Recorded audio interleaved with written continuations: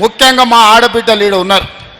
ఆర్టీసీలో బస్సు ఉచితంగా మా ఆడబిడ్డలు ప్రయాణం చేస్తే 150 కోట్ల మంది ఆడబిడ్డలకు 4,000 కోట్ల రూపాయలు బస్సులో ఉచితంగా నేను ఇస్తే నాకు ఓటేయండి.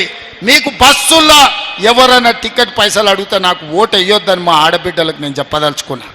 200 యూనిట్లు మీ ఇంట్లో ఉచితంగా కరెంటు వస్తే నాకు ఓటేయండి, లేకపోతే నాకు వద్దు.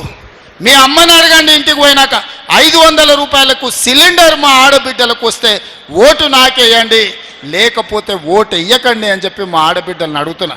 స్వయం సహాయక సంఘాలను 67 లక్షల మందిని ఇవాళ ఆత్మగౌరవం లేకుండా ఉంటే సంఘాలను మళ్ళీ పునరుద్ధరించి 1 కోటి మంది ఆడబిడ్డల్ని కోటీశ్వరులను చేయాలన్న ఆలోచనతోని ఇవాళ వ్యాపారాలు ప్రారంభించడమే కాదు 600 ఎలక్ట్రిక్ బస్సులు ఆడబిడ్డలకు ఇప్పించి లక్షాధికారులను కోటీశ్వరులను మిమ్మల్ని చేయడానికి మీకు బస్సులు ఇప్పించుంటే నాకు ఓటేయండి, లేకపోతే ఓటు వేయకండి.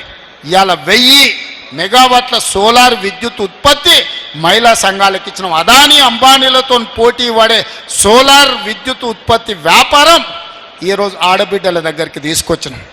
శిల్పారామం హైటెక్ సిటీ పక్కన స్వయం సహాయక సంఘాలు చేసిన ఉత్పత్తులు అమ్ముకోవడానికి 3.5 ఎకరాలు 150 షాపులు మీ ప్రోడక్ట్స్ అమ్ముకోవడానికి అక్కడ భూమి ఇచ్చిన, అక్కడ షాపులు ఇచ్చిన. శిల్పారామం పక్కన మీ పేరు మీద 3.5 ఎకరాల భూమి ఉంటే షాపులు ఉంటే నాకు ఓటేయండి, లేకపోతే మీరు ఎవరికైనా ఓటేసుకోండి అని మా ఆడబిడ్డలకు నేను విజ్ఞప్తి చేస్తున్నా.